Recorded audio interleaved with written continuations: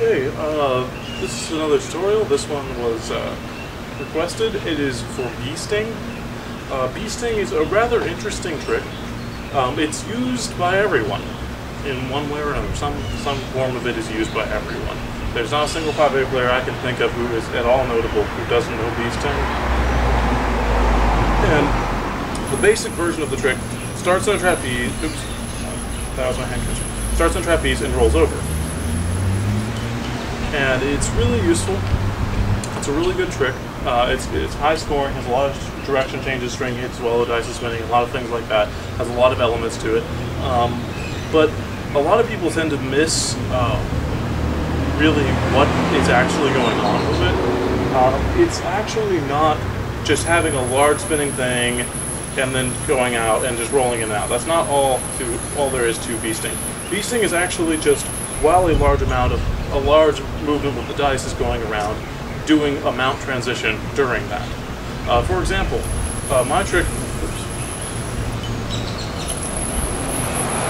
Wasp Sting right here is a trapeze transition into, and it's still a Beesting, but it is a different transition. It's actually from this to this, right there, and then back out. So it's actually from a stack trapeze on top of into a cross arm, like there, and then the dice carries over. I'll make a tutorial for it separate upon request. That trick is rather difficult, and I'm not going to go too far into it. But it's an interesting idea to go into with it. To get a comfortable Beesting, the most important thing to do is to have a lot of force propelling the dice, where it's going around and it's not slacking off at all like that. If it's slacking and free-falling, or the string is not pulled taut, it is not really going to work. It's going to be much more difficult, and you're probably going to miss. Bad things are going to happen. So the real trick is to have a nice forceful throw with it, and that way it goes around nice and clean, and the trick becomes a lot easier and looks nicer, and that's just how you should do it. It helps when start with around a center mass. You want the yo-yo to be in the center, where it propels a lot and then slides out, where you kind of want to let it slide to where it's short. If you leave it at the center and then you roll off at that, it becomes much more difficult again. You want more or less, the more you have it when it flips, the more string you have it when it flips back or flips out or changes mounts, the more it's going to affect the force of the dice. And you want the dice to have a consistent, clean circle. Otherwise, it's not going to look nice. It's just going to, you're likely to mess it up. It's bad that you can make knots real easily, and it's overall pretty bad. So you want to have a lot of force, and you want the rotation to be fairly small and minute, so that it doesn't really affect the force. You can get away with having less force if you have a shorter slack, or you can get away with having more slack when you flip back. If you are more careful and more clean with your length. So, for practicing the very basic form of it, you're going to want roughly a 1/3 ratio. You want to throw it and then let it slide. You're going to want a relatively smooth yo-yo to start with. If you're doing it with something like a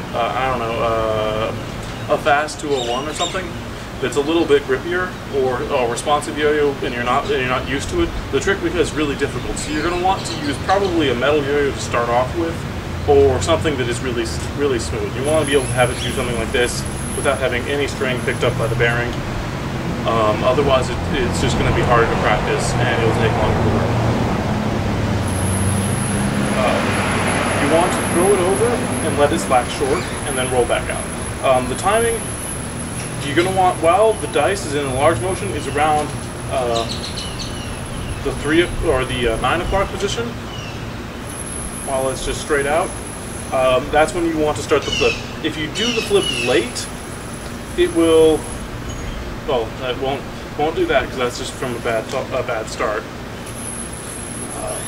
If you do the flip late, you get double wraps. You'll end up with 2.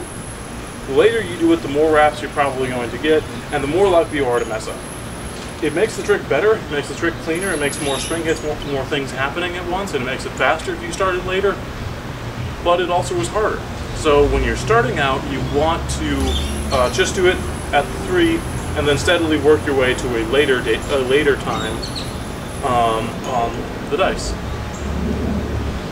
Naturally, if you are doing it where the dice is moving faster, if you start off with a double. Oh, that's another thing. If you do a stacked trapeze, if you just get 2 and then throw it, you have time to do an extra propulsion while keeping the string length short. You also can do, to add even more stacks than doing it at a later time, is you actually can do 2 stacks. You're doing it in, and you flip out, and instead of flipping out that way to stall it, you flip back in, flip in another time. Like it's a triple stack. And you can do it 3 times and get a quintuple stack, and that's the most I've ever seen done. You can do more, but that's the most I've ever seen done by anyone. I think it was Augie who did the quintuple stack. I think it was Augie. Takeshi does a different version of it, which is fast, but it's actually not a quintuple. It's not as hard. It's harder in its own right, but it's a little different. And I'll make another tutorial on request for what he actually is doing. Again, after you get the initial hit, you can just let it continue going around and make more stacks, or you can roll back out. This is what I prefer to do. You can go in and then roll out to stall it, so it ends up in just a single stack on the cross arm, and then you can reverse the direction into a reverse beasting. But that's a different trick. A reverse beasting and a beasting are not the same thing. But beasting is an overarching idea of switching from one mount to another while a large movement of the dice is going on, and going in and out of the large movement.